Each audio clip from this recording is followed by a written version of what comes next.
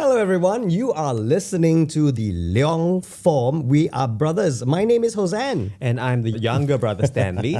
Now, in this episode, my brother and I, older brother, will be exploring the big cultural shifts that are happening in the world today. We will be talking to different experts and trying to make sense of everything that perhaps you are also befuddled about. Yeah, because you see, we live in a world that's changing faster and faster. Everything's evolving. There's technology, there are ideas coming out thick and fast, everything. And especially for us as brothers as well, and the fact that we're both in our 50s and Gen X, we are trying to make sense of what's going on, and we want to learn from people who are experts in the field, right? That's right. And sometimes, as I can't stand saying young people because that makes us old people. But let's just say the different generational shifts are very interesting nowadays. A lot that's happening. Language changing. As we get older, we're trying to understand. And so that's why we're doing this podcast. Yeah, getting into the mindsets and the psyche of people who are of a different generation. Again, I'm trying to avoid the word younger people. So to kick things off today, we're going to explore something that many people have been pondering, and we're going to be talking about mid-career switches. And I can personally, relate to this particular topic because I'm in this season of life.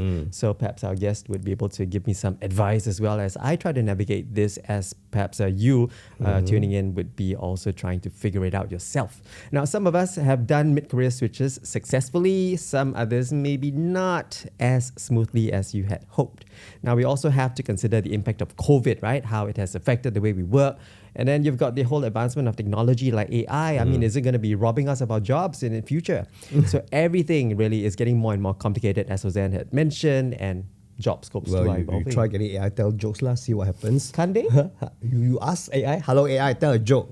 Flat. Especially in my voice, right? In your voice. Yeah. In your voice. So I'm very happy today. We're going to have a good friend of ours to talk about mid-career switches, especially in the environment that we have nowadays, and about the whole employment situation in Singapore and maybe even global. Yeah.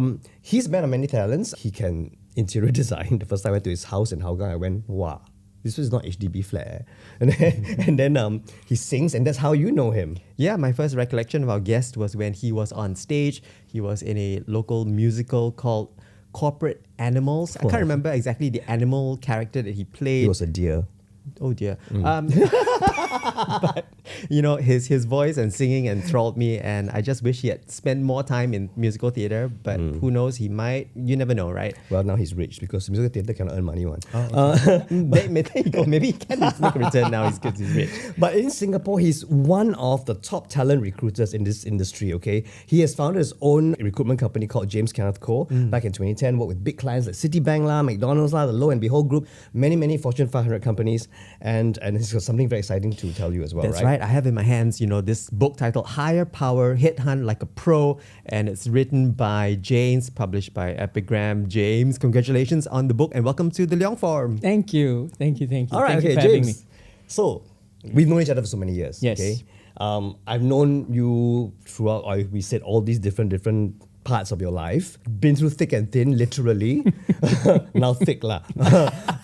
Age. Yeah. But your company, James Kenneth Co., you when you started it, what is the ethos of this company? I mean, why did you even want to do it? I guess I wanted to be in charge of my own destiny. I still remember when I started in Aquin. That was the job before.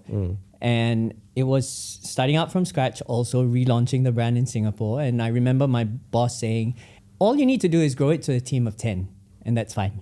So I did that within 2 years. And I said, okay, we got it, right? And then he went, no, more. Expand the company. Expand the company more. So eventually, when I left, it was a team of 20. But then I realized as you get bigger, headhunting, it is about placing people in jobs, right? But technically, it's still very sales. It's a sales job. You don't place, you don't make any money.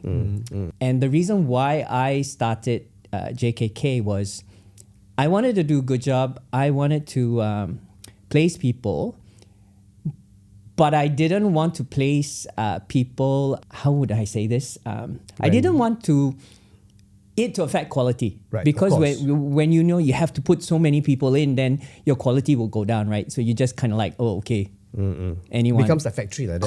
Correct. So you want it to be like a more boutique firm? More boutique, I think, yes. I wanted to pick and choose who I wanted to work with. I wanted the world to be my oyster, although I wasn't planning to conquer the world. And because the other thing with the other company is we were getting bigger and we were getting better at what we did. And other countries would come. So I would have a client in Hong Kong saying, can you place here, or Shanghai? And I couldn't because we have an office there. So if we took on the briefs, then what's going to happen to them, right? So then it got really complicated and all of it. Then I was like, you know what? I don't want. Okay. So when I started my own, I'm still based in Singapore, but I can work anywhere. So tomorrow, if my client comes from London and say we're looking for an Asian talent, no problem. Oh, so you can place for Singaporeans overseas as well? Yeah. Oh, I see. I thought you bring talent in. Oh, okay. Both. All right. Yeah. Okay, so it's interesting that you said this because, I mean, my brother is now in the midst of a mid-career thing. I wouldn't call it a crisis. No, I didn't say, I never say crisis. I never say. I say in a thing. Okay, I read his mind. So you ask him. You go. I ask him. Yeah. So I mean, in your own observation and your professional line of work as well as being a headhunter, is this somewhat of a conundrum, if you like, of most workers coming to this stage of their career and like figuring out, okay, I need a little bit of a switch up. I need something new. I need to, I want to find more meaning and fulfillment at a certain part of their career. Is this something that most of us tend to come to? I think for different folks, it comes at different ages. Some will hit them maybe in their 30s. Oh, that's pretty early. Yeah. Some will be in their 40s and some will be in their 50s. In their 30s, I think, without being sexist, I think women, because they get hit, and whether they become moms and have kids, and that's a period of time where they go, okay, where are my priorities going to be? Fair enough. So they may be looking at doing different roles, working in different industries, so that they could maybe spend more time with family. Right. And when you're mentioning that, I was thinking of mum, right? I mean, she left her corporate work and started to become a florist. She had her own flower shop. She wanted to spend more time with us. We could, after school, be dropped off at the flower shop in Bukit Merah. We were child labor, basically. Yeah. Because then actually you learn flower arrangements. And delivery boys. Yes. But the thing is that, exactly, so does that kind of mindset still exist? That, I mean, it's not... Why do we live in that kind of mindset where women have to be the ones? No, I'm not saying women have to be the one. I'm just saying that, I mean, at the earlier phase, then it generally tends to be women. But men as well, just people in general. I guess it depends on lifestyle, kind of like what hits them. A lot of times when people changes careers, it could be one of a number of reasons. Boredom at work.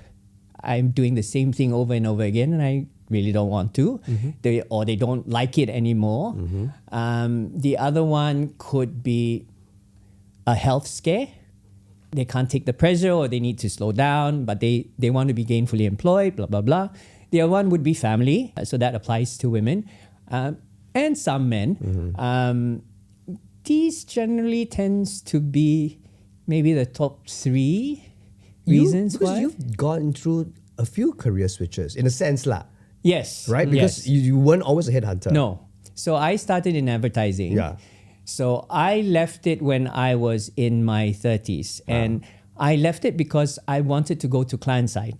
Oh. So I wanted to be in the marketing department of an MNC as opposed to being on the agency side, right? Yeah. So having to pander to the client. Correct. You'd rather be the client. Correct. I'd rather be the client. So what happened was I met the headhunter that placed me in my last job. Right. And I said, but she wasn't there anymore. So I met her boss, and her boss basically talked to me and said, I think you should be a headhunter as opposed to us placing you on the client side. So I went, okay. It's not something that I thought about, but then I say, tell me more. So she said, everything that you've learned and amassed in the first 7 years of your career, you can apply to this job. Because in advertising, you were building brands. In headhunting or in search, you're building careers. It's similar, not exactly the same. So you're taking job briefs instead of creative briefs. Right. So all of that was great. The other thing she told me was, you can make as much money as you want. There's no politics. Input equates output. So I was like, great, right? She did say it was a 9 to 5, but that wasn't true. Nowadays, bluff one, 9 to 5. But everything else was, and that's how I fell into it. Right. And I've been doing that now for, a very long time. Maybe over 28 years. Wow, almost 25, 26 years. You mean when I met you already? No, not yet. Not yet, right? I was still in advertising. You were so in about advertising. 25. Yes, you were. Yeah, so it was about 25 years. So obviously it has worked out for you, like the switch from advertising into headhunting or recruitment, if you like. Does it necessarily work out for everyone? In this particular, as moving... As in making a mid-career switch, as bold as yours, like you said, they were kind of similar, but not quite the same thing. So I think when you're doing mid-career switches, a couple of things need to go. You need to play up to your strengths. You need to find out what you're good at in general. So for example, yourself. Okay, I know a little bit. All right, I'm a guinea pig. Yeah. You let me know if I'm wrong, okay? So you have worked in government. You have done... comms is really your strength. Is it? More broadcast. Yeah. Broadcast, Media, comms, radio, media, right? You were a producer. Slash presenter. I did both, presenter We did and all everything, that. yeah. So if you were going to switch, there's a couple of ways that you could have either stayed in government, right, which is where you were from, but you got out. Then you went into media, which is fine. And then after that, the next leap would be in comms, right? Because you would have done media relations. You already know your network on the media side. You write well. So going into a comms, whether it's internal comms within a corporate environment or PR agency, it might be a little bit more challenging going in-house, as in on the corporate side, unless they find some commonalities in terms of the past that you've done. So if they want that government bit that you have done, and you might be doing government affairs for Meta, for example, or whatever, and there's a specific skill set that 15 government years, relations, government relations, then you would make that switch. Right? But that's quite specific. That's drawing back on your past history. So you need to look at past history to then apply to your next role. So you can get into corporate, you just need to apply that. Yeah. Right? The other way is also to go to PR agency. PR agency is baptism by fire. I underwent that. I had the fire for 2 months on my head, after which I said, no more firing. But it didn't work out for me. Okay, 2 months may be a little short. Okay. The other way I also put when people switch client side onto PR agencies, the other analogy that I would use is it's like comms on steroids. Because you're working across so many clients. Yeah. Across sectors. different sorts of challenges. And all these challenges are real now, right? And no two industries or client will be the same. Yeah. So within a very, very short span of time, you will be exposed and required to deliver so many things in compress. Yes. And especially if you're mid-career and you want to jumpstart your career, then you don't have time. You don't have another 20 or 30 years because you want to retire soon, right?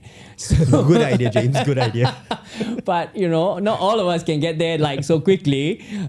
So it's unfortunate, but it really depends on what you want to do. Yeah. Right? If PR agency is not, then it could be in-house. But all I'm saying is PR agency will give you will put you through the paces and you get there quicker. But whatever that you learn on the PR agency side and you find it difficult is because you're not used to the pace. Yeah. You're not used to the environment. It's just like going to work out. If you all of a sudden carry 20 kgs, I'll also give up. That was a sore point, yes. No, but this is the thing I want to ask as well. So, like Stanley, for example, because you've been so used to working in an environment which kind of is controlled in a way, right? Yeah. On radio, government, and back to radio It's very predictable. again. Routine. Yes. A routine. Yeah. Yes. So is it an age thing, mid-career switch? Yeah. That when you go into PR and then suddenly I cannot take it. Everything's coming at I must power. Or is it a personality thing? I think it's a combination of both. Okay. I Because think as you get older, as we get learn. older, some people don't like change, but generally the how your stereotype is as you get older, you don't like change. I think human beings just don't like change, and everybody wants to get things quicker, faster, path of least resistance. I mean, that's human nature. Okay, so I think there's a bit of that, but I also think the other bit in terms of where you're coming from also does affect. Because if you think about it, if we're mid-career switches in our 40s or our 50s, we would have worked for another 20, 30 years. Yeah. And if we're so used to a certain regimen, process, Software. everything, right? Then it's like taking fish out of water. And this also applies whenever I talk to candidates. When we talk to them, and when I talk to them, they always say, "Oh yes, I'm okay. I know. I know. I know it's going to be challenging. I know it's going to be different. I know it's going, but I can handle." Talk is cheap. Yeah. It's very easy to say that. You can say anything, but actually living it and actually believing it and actually kind of like going through it, that's a whole different story. And that applies to both work as well as personal, right? You can say whatever you want to say, but you need to walk the talk. Walk the talk. Yeah. I mean, for me, I was ready, of course, to want to do PR in an agency role and make it work. Of course, I'm not, joining and knowing that it's probably going to fail halfway. But when I was told that it would be then quality time with my kids rather than quantity time, and I've got a young kid, that was where I drew the line and said, nope. At this stage of my life and career, I know my priorities. I don't need to prove that I can be the perfect and the most excellent PR, client servicing director or as associate director ever. I know where my strengths are, and I know families first. So that was where I drew the line. I said, okay. So they said that you would be able to spend time. No, they said they kind of suggested that it'll only be quality time now with your kids. Don't think about quantity time with your kids. I need both. I need both for a young child. So then, what then in that case, what is the realistic approach for this kind of career switch, right? If the company says no, you have to work till 8, and you miss dinner with your child, I think in that kind of situation, why you're putting me on the spot? Huh? So I become not only career counselor but also kind of like counselor. Your therapist. No, so I've been doing this all my life anyway. But so it really depends. Your story will be different from another person's story, and your circumstance is different, right? Nobody can tell you what to do. Yeah, only right? you know what's right. Only you know what's right. But then, what is the flip side of that? You have a young child. I do not know what your wife does and all of it. I mean, if you say money is not an issue, it's okay. I don't have to work. Then so be it. Very good. Okay. But if you don't and you need a dual income, right? I can tell you that there's no job that if you're going to come out now and do something different, if you go back to doing something the same, then you might be able to get whatever you're getting. Right? But if you go back to something quite similar, then you're going to be bored, right? Which is why you left. So if you go back, the money bit, kau tim. Then the next thing then will be, you don't need to be excited in your work. Find something else then. So go back to government, do something else that makes you happy, right?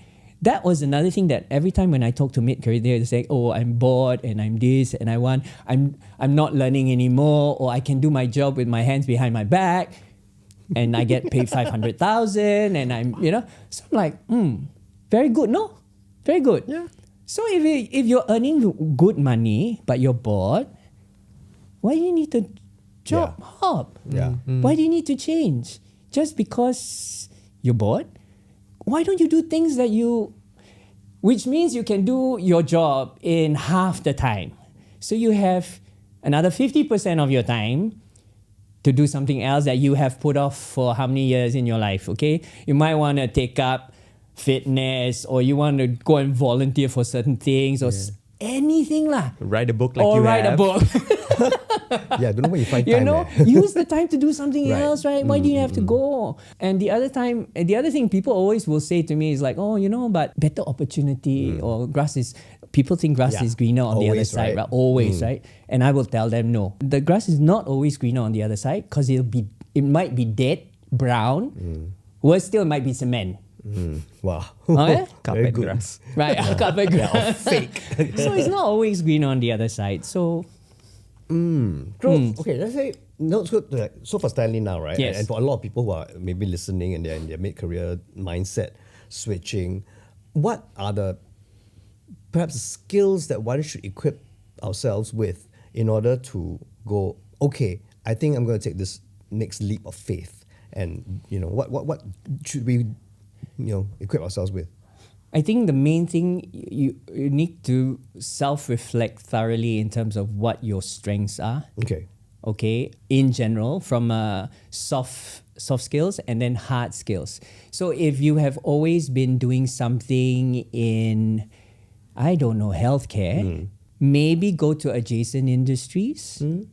Okay, don't like it's like you're a doctor and then all of a sudden you want to be something else. It ain't gonna happen. Except if you're a lawyer and they always become actors. But can talk.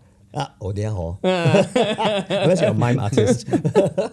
So adjacent industries, right? So So look at that, but look at what you're good at, and then try and apply. But overarching in terms of, regardless of whichever industry that one is in, you need to be up to date with technology. AI and all that. AI, how it applies, how to use it. Don't be afraid of it. It's already taken over some roles, It like has, data right? entry, cashier. You go McDonald's, you don't really need the auntie to take money anymore. You use so those kind of routine tasks, those kind of roles have already been. It will slowly go away. So what, as individuals, we need to do is now we need to value add. We all need to become smarter. With AI, you need to be able to prompt. You need to scope. You need to set up parameters to then allow AI to then come up with it, right? You need to be able to imagine in your head. You need to have, you need to know where you want to go. Yeah. Because if you don't know where you want to go, AI cannot tell you where to go. That's right? true. Because people always think the AI does everything for you. The parameters are so important. Yes. And that was something I learned because I used my Skills Future to sign up for a basic AI understanding how AI can help you in your And you had work. so much fun.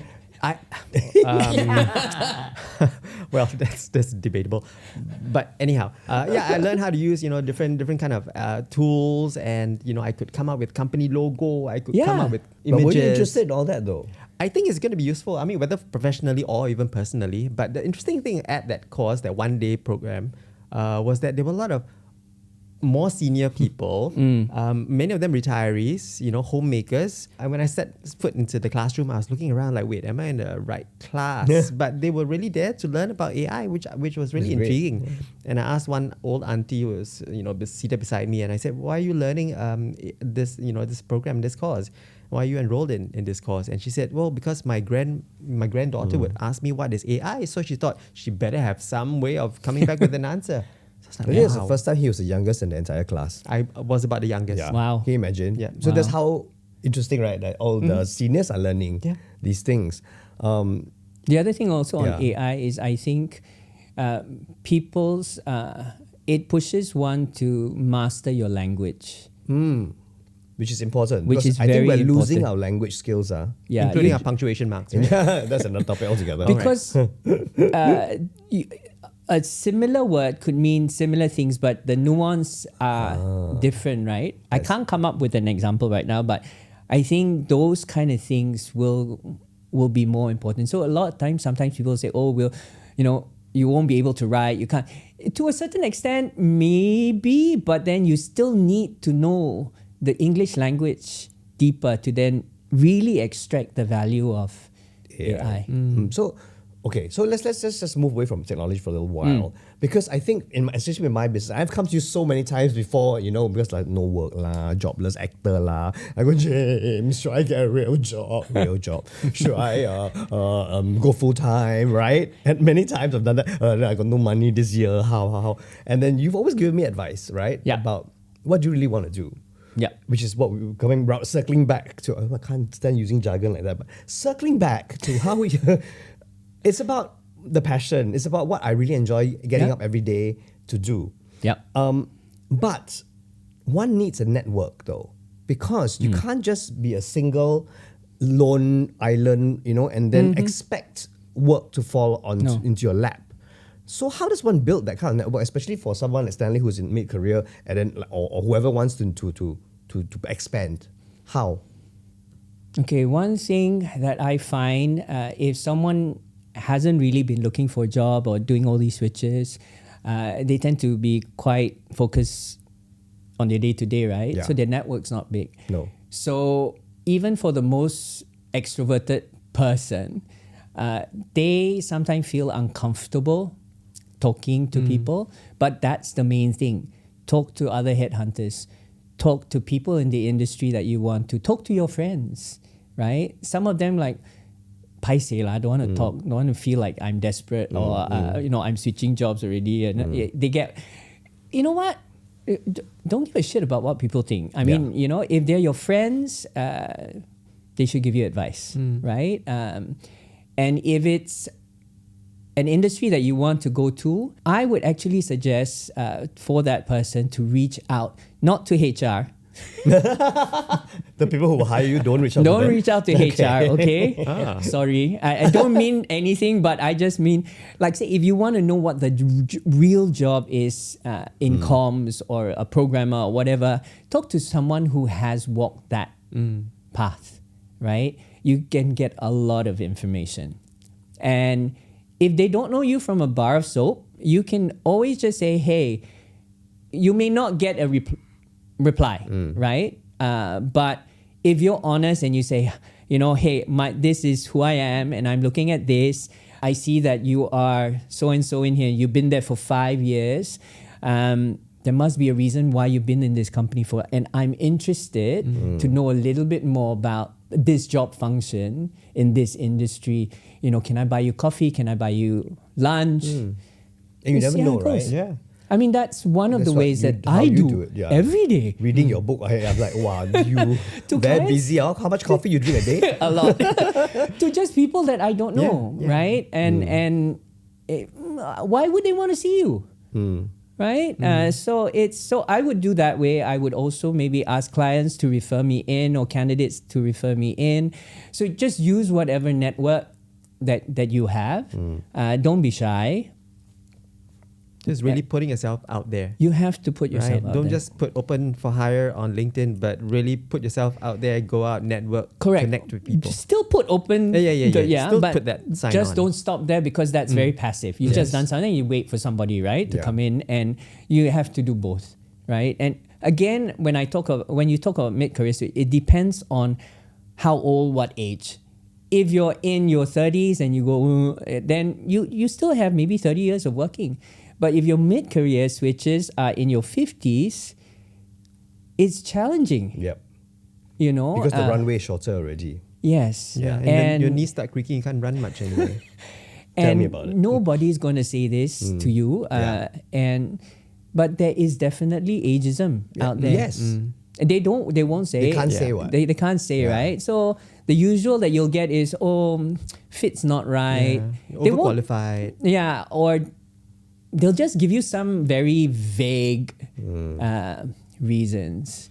I guess that there are the things that you can do well if you don't want to go full time, part time passive income stuff, or gigging. Yeah, the gig economy. Gigging. What are your thoughts on that for those who are planning mid-career switches? Is it sustainable, especially given that more and more interest, even by government agencies, are being diverted, right? Insurance and whatnot. Yeah. Yes, it's sustainable if you can hustle. Because in a gig economy, you have to go out there, put yourself out there, go and get the business. No one's going to do it for you unless you're going to hire someone and, all of that. So yes, it's sustainable. If you... Yeah, Taiko has done it for 30 years. It's really a hustle. You just have to. It is sales, right? I think ultimately in your book, even your selling book, you say it's yourself. about sales. And it doesn't matter. It doesn't matter whether you're an entrepreneur. It doesn't matter whether you're a marketing director in a big MNC. It doesn't matter if you're... We are constantly selling. We're either selling internally, we're selling it externally, we're pitching our ideas. We're constantly selling, right? And it's not a bad word, but it's a skill. It's a skill because selling involves a lot of things. You need to read people well. You need to be able to communicate. You need to be authentic from the get-go. It's impossible word, authentic. Yeah, you need to be authentic. Because we can see fake. Yes. From a mile away. Correct. And if you think... if a person is already in sales mode, let's say if I'm a headhunter and I start talking, the clients will know I want a brief, right? So I don't go in there and say, so what job do you have for me? And, I talk to them about the industry. I talk to them about just in general, And sometimes through that conversation, they will then go, interesting you said this, actually we have a need. But then I'm like going, when I first contacted you, my head so you say no role. So then I'll go with the flow, right? So when that lever opens or that door opens, I need to be able to then go, okay, I know exactly what you want. Is this the kind of personality, It'll be even better if I go straight to LinkedIn and I pick out a few profiles and say, are you looking for this kind of people? Okay.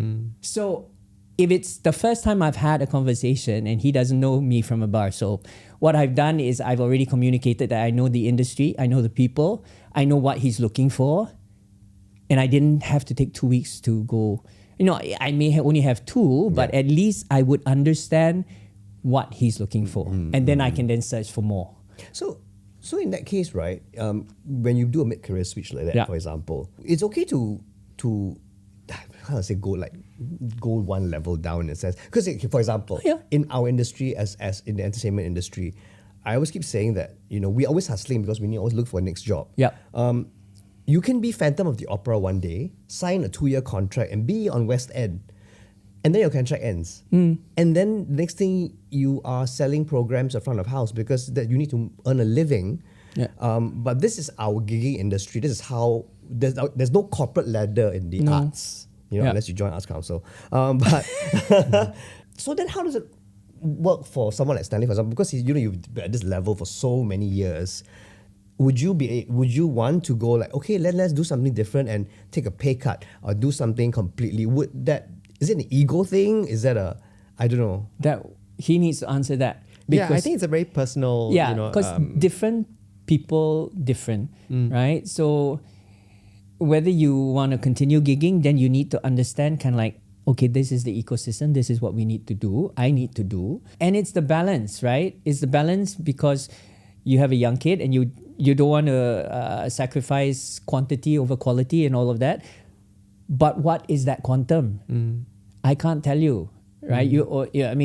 I won't know. So you need to be able to be comfortable with that and then still be able to find the jobs. It's not necessarily easy. It might take a few tries before you get it, but the marketplace right now is very challenging. Today, now, right? Globally, right? It's like wow.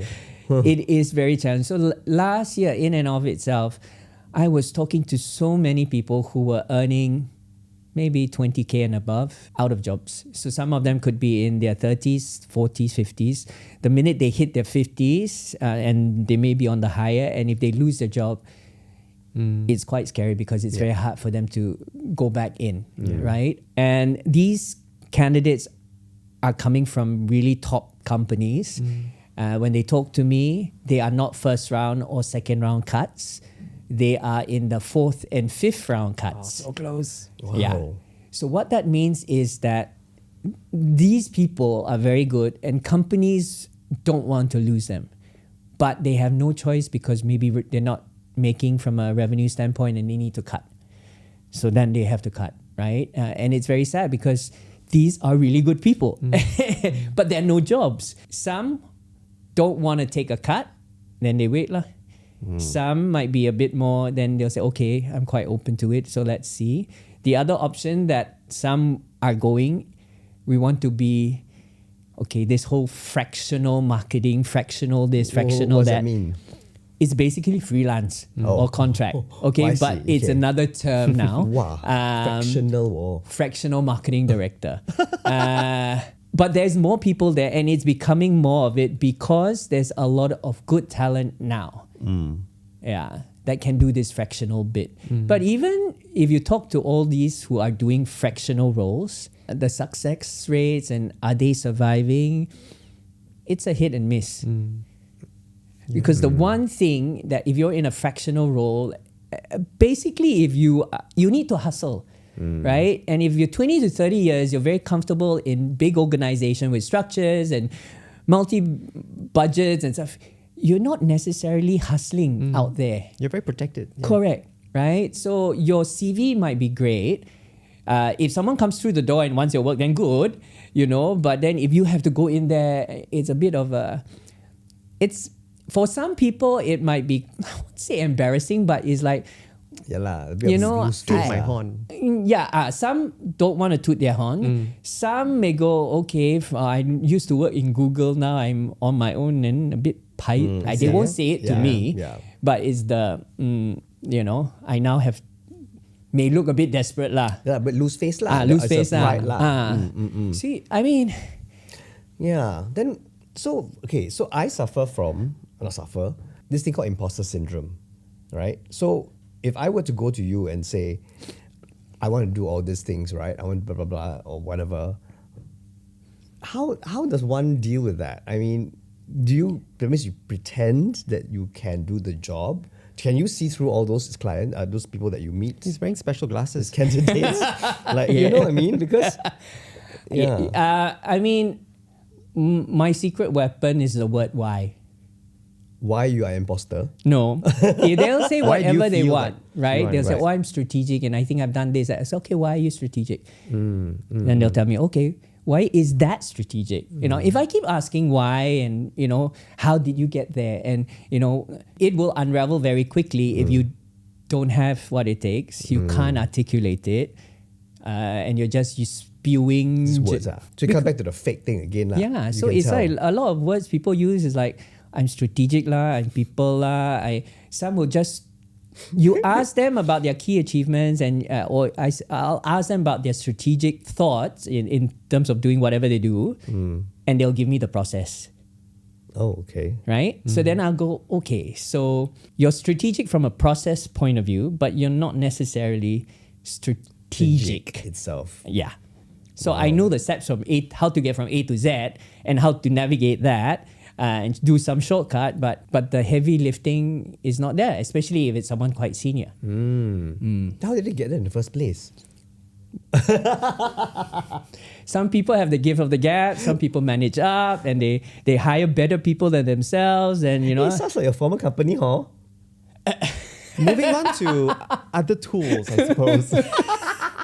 Other tools that might be helpful for this journey, especially for those of us who are moving from, one job and feeling a little bit like restless, wanting to do something else, or, for the more unfortunate ones, having to be axed and retrenched, and then they're left in the lurch, if you like.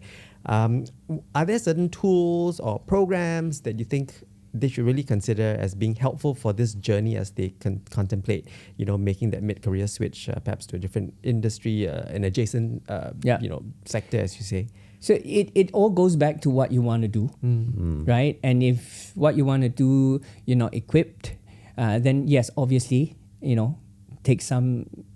So for one example, in the past, many years back, when digital was, before AI, digital, right? Yes. And everybody say digital, but they only know broadly. So you have companies like General Assembly. You have, can't remember, there's another one that, gives certification, they go into that. But those it's good, it's knowledge, but you still need to apply. It doesn't mean that you go to General Assembly, you come out, you pay whatever, and you can still maintain the salary that you want. Yep. Because you've got the knowledge, but you haven't really worked it. So again, depending on the organization, depending on what they are required, then how many levels down do you keep it at the same? It depends, right? But to answer your question, yes, go get upskilled. But I think the main thing with mid-career switches is you need to know your strengths. You need to know, for example, talk to a headhunter, okay, who is specialized in the area that you are working in, and then go, okay, this is my background. What can I do out of here, Fair right? enough. So whether it's a headhunter, whether it's someone in the industry that you value his or her opinion. Now there's so many coaches and all that. Yeah, you could, but so you could, but there's so many of them. I also don't know. But I think the main thing is life coaches. yes, life coaches. Yeah, as well. so weird. I'll ask you about that. Yes. Sorry. But you need to know where you want to go, what you want to do, Yeah. and it's kind of like it's hard for me to give you a one size fits all because you would be different from another person, right? So then work backwards. So sometimes I would ask a person like, if they're already in their 50s, when do you want to retire? Tomorrow. Then okay, and how much do you need to earn? Yeah. Forget about roles and all and whatever. How much do you need to survive? To survive, or to live comfortably. Right? Yeah. How much do you need? Okay, they'll tell me something. Then work backwards. Then go, okay, so for this kind of money, you could be doing this. So it's a process of sometimes elimination, and it's, some people are married, have kids, got mortgage, not yet paid off. Some don't have, so... Yeah. Like, You really could do your math. Yeah. Right? Yeah. Do your And it accounting. boils down to the individual as well, right? What Yeah. your needs are and what your wants are. What you want and what you need can be different. Correct. Yeah. And a lot of times when we are at our age, Yeah. for me, it's about being happy. It is about, yes, you're going to get not so good days and all that. We all get that. But you need to be in a comfortable place where you're happy lah. So for me, it's like, yes, I wrote a book. My friends was like, hey, what are you going to do next? You want to do this lah? You want to do that? You want to do so many things? But I say I'm happy. I'm still doing my headhunting. It's not that I haven't. I'm still doing that full time. I have finished the book, so now trying to promote the book. I'm doing Hyrox in Taipei in. You're doing what again? Sorry. I'm participating. Seriously? Yeah, I'm racing for Hyrox in April. I feel very tired for you now. Just saying. So that means I have to fit in training time. Yeah. Right. So, But that is what makes you happy. Yeah, and if you want to do it, you will find the time. If you don't want to do it, you will make excuse.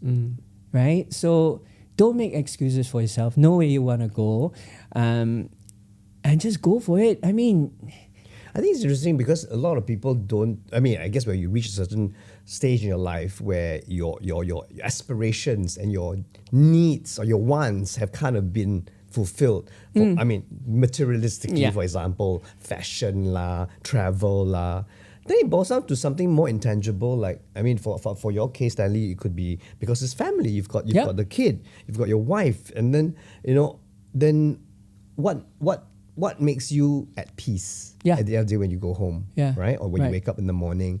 I know it sounds very esoteric and all that, but it's true because when we were younger, we wanted to do all these things. We wanted to have all these things, and so as we do our mid-career switch, you have to reassess what's important in life. In life, yes. Right? And are you single? Are you married? Your situations are completely different. Yes.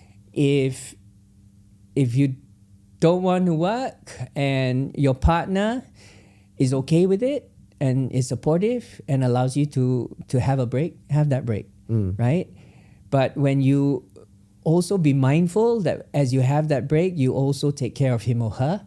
Right? And their needs, because they are now shouldering a lot of the responsibility from a financial standpoint, right? So sayang them a little bit more lah. Yeah, don't just think about yourself and all of that. So You just be mindful lah. I mean, if you're in a family unit and stuff, then everyone shares the load, Yeah.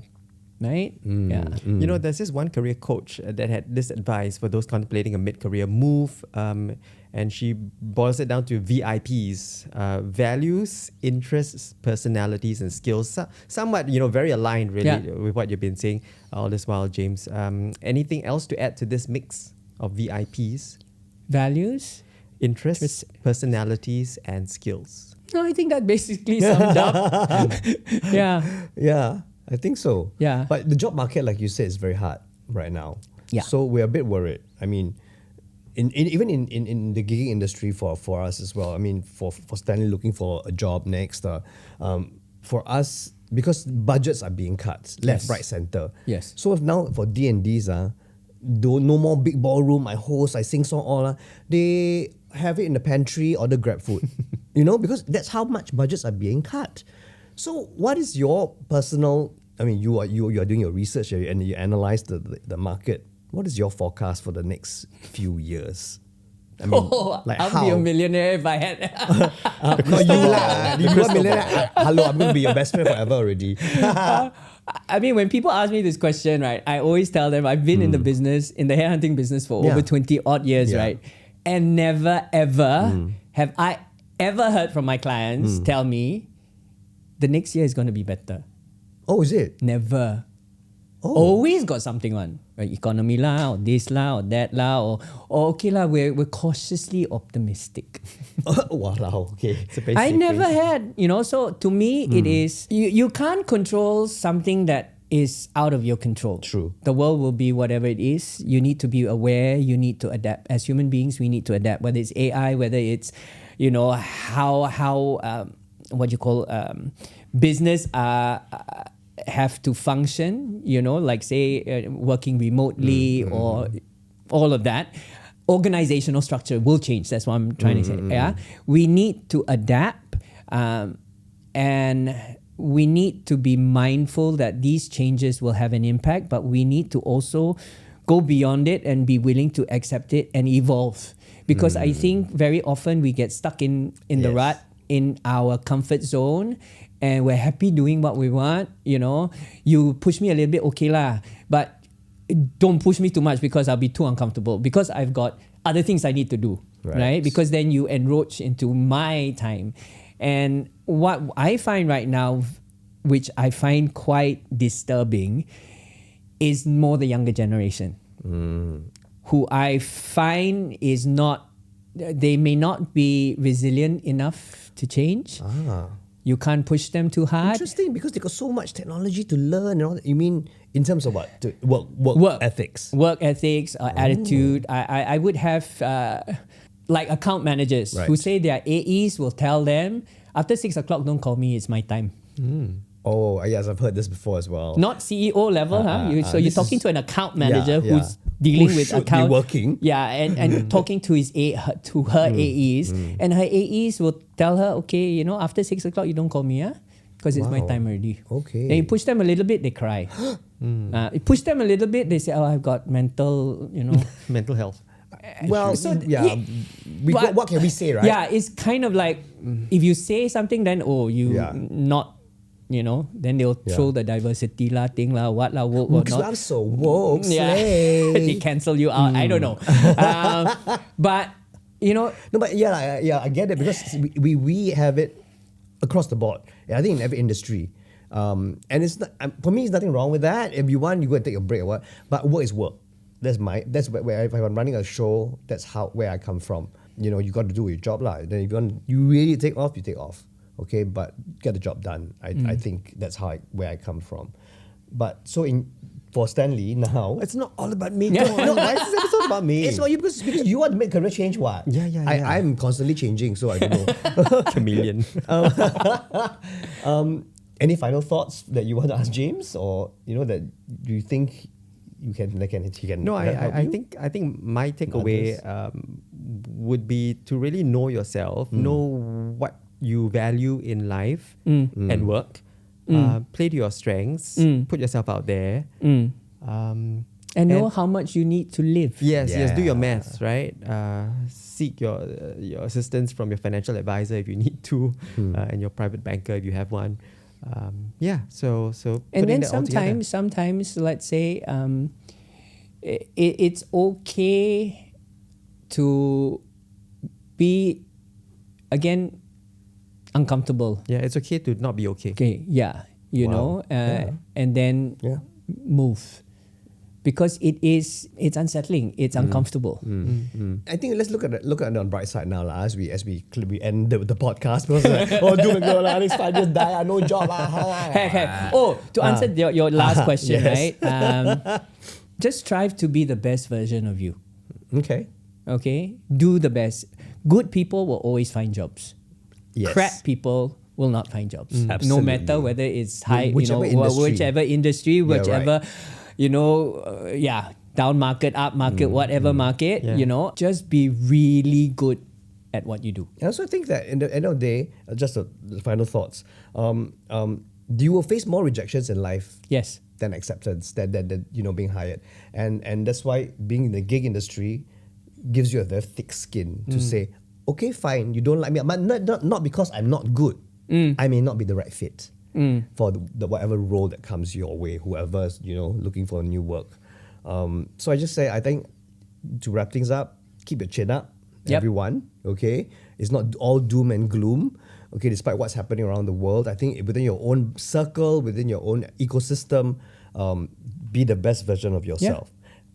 And on that note, my best friend James, thank you so much for being here. Thank you for having me. And letting us all share in this, because I think a lot of us who are listening to you could be in the same conundrum right now and have no idea what to do with their lives. And so I think you have enlightened a lot of our listeners. So thank you so much. Yeah, You're welcome. and we're all in this for the Leong Hall. dear. Before we end the episode, just want to, of course, remind our listeners that James Kenneth Koh, JKK, is a new author of his first ever book, right? I'm Yes. sure there's already one in the works, the second one, It's perhaps. an overachiever like some people. Yeah, I know. No.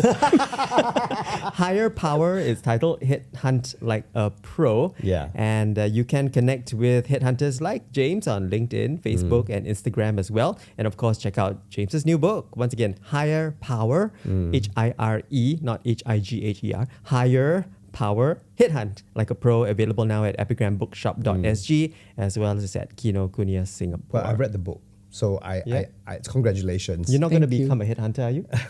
No, it's okay, thanks. I got enough on my plate already. But so it's really good reading. So go get it, because I think even if you're not in the industry, Yeah. there's some wise things that you've said in there Yes. that applies across the board. Yeah.